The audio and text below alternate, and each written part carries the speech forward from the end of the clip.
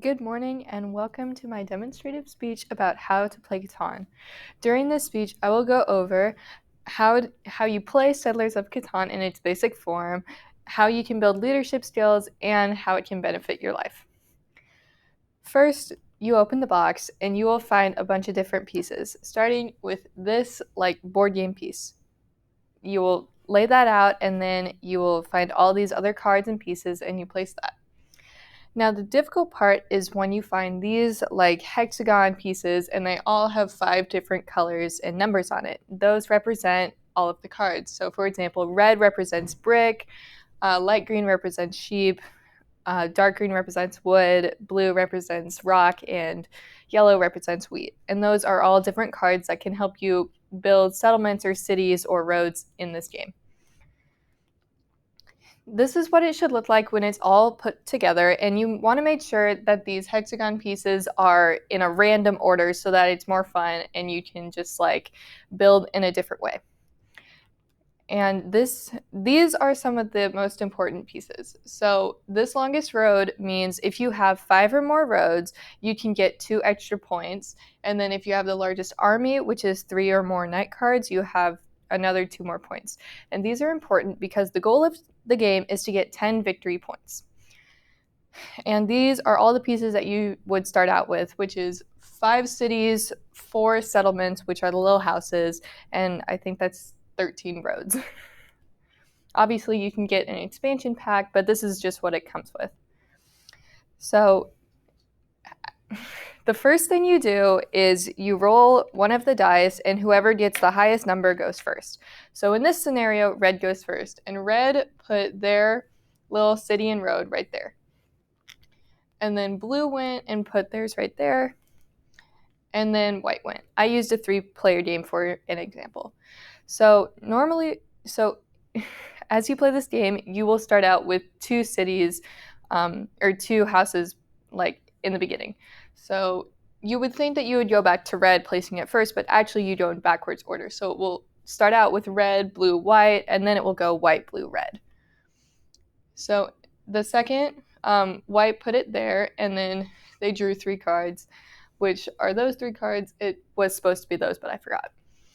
And then blue would go, and they put right there, and they got a rock, a wheat, and a wood. And then red went last and put it there and got a wood, wheat, and sheep. Now you are ready to start the game. Since red rolled the highest number, they will go first. And if you've noticed, there is no 7 on the board because if you roll a 7, it's a special number. That means that you can take this little guy and it's the robber. So you are able to block someone on the board. So for an example, blue blocked red on a red 6, which is blocking a brick.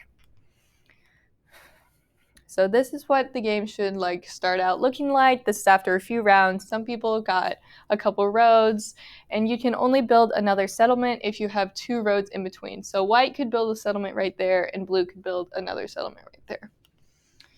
And this is some cards that people could have. You could use a wood and a brick to build another road, which is what white and blue did. So some of the things I've learned while playing this game is that it's really fun to learn and it's really easy. This game is for everyone. It's not the same every time you play it, so it's just a really fun game. It is a best-selling board game, and it came out in 1995, and this is what the first Settlers of Catan looked like, and I think it's really cool. I kind of wish they kept the look. And critics actually love Catan. It is a 5-star board game by Board Game Quest, and a lot of other critics have given it 4 or 5 stars. There have been a lot of different types of games. So this is Catan Family Edition, which is actually my version. There's Catan Travelers Edition, where you can keep all of the pieces together and separate instead of putting them all into individual baggies all the time, which is really annoying.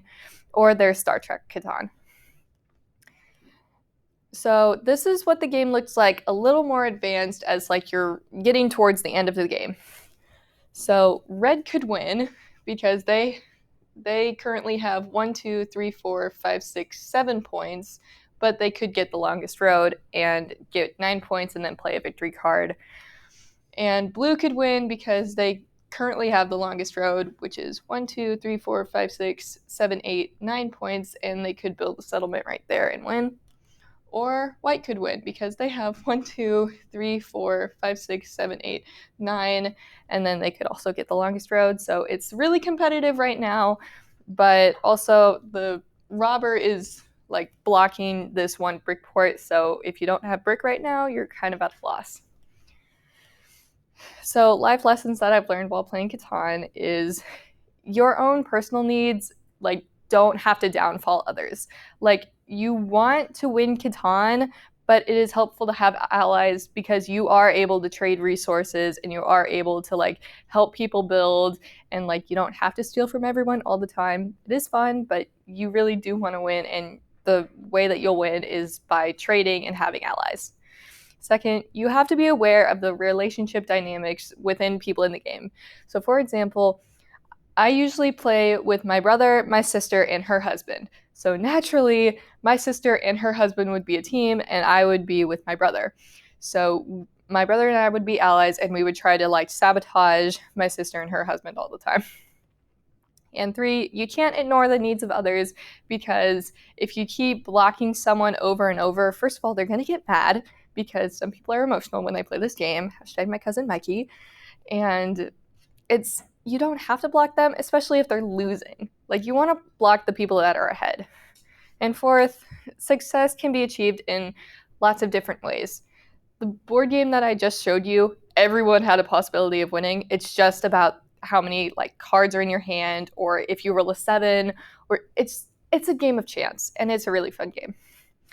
So today I taught you how to play Catan in its basic form. I showed you that it can build leadership skills, and I taught you the benefits Catan has in your life. Thank you for watching my speech.